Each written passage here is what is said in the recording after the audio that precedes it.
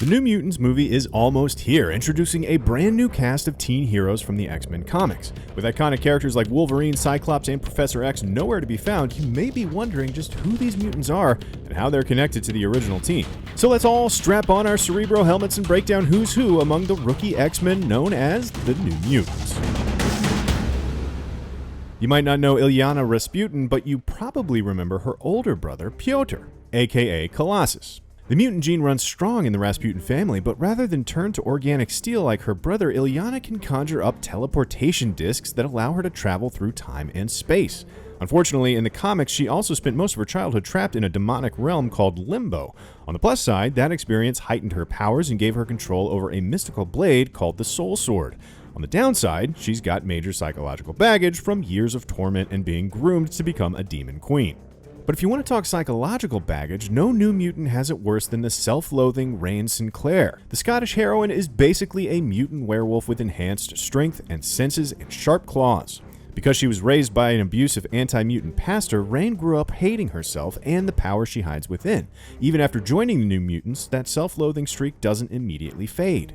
On the other end of the spectrum, Roberto de Costa is the type of guy who loves himself more than anyone. This handsome, charismatic son of a Brazilian businessman and an American archaeologist can absorb and redirect solar energy. You might remember him from his brief appearance as Sentinel food in X-Men Days of Future Past, but this is a whole new Sunspot for a very different sort of X-Men movie.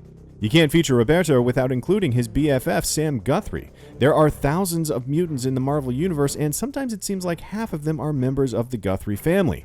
Sam is a wide-eyed teen who wants nothing more than to escape the working-class life of his Kentucky home. Rather than being trapped in a coal mine, Sam soars the skies as Cannonball, a mutant who can fly at incredible speeds while generating an indestructible force field in front of him. That's where he gets one of the most awkward catchphrases in all of comics. I'm not invulnerable when I'm blasted. Ugh.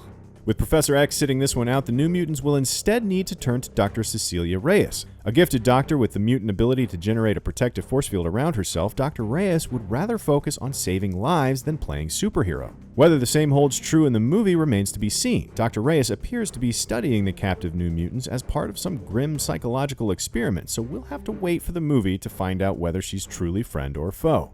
Finally, there's Dani Moonstar, a Native American with some very literal demons in her past. Dani can conjure up psychic illusions drawn from the fears of her enemies. In the comics, she also became a Valkyrie of Asgard, but don't expect that particular twist in the movie. Dani's entire family is threatened by a terrifying entity known as the Demon Bear, a monster who looks to be the villain of the movie. These 6 characters barely scratch the surface of the New Mutants franchise, and even though a sequel to the movie is looking pretty unlikely, we might as well touch on a few who deserve the big screen treatment at some point. Most conspicuous in her absence is Karma, a mutant who can telepathically invade other people's bodies and served as the team's original leader in the comics.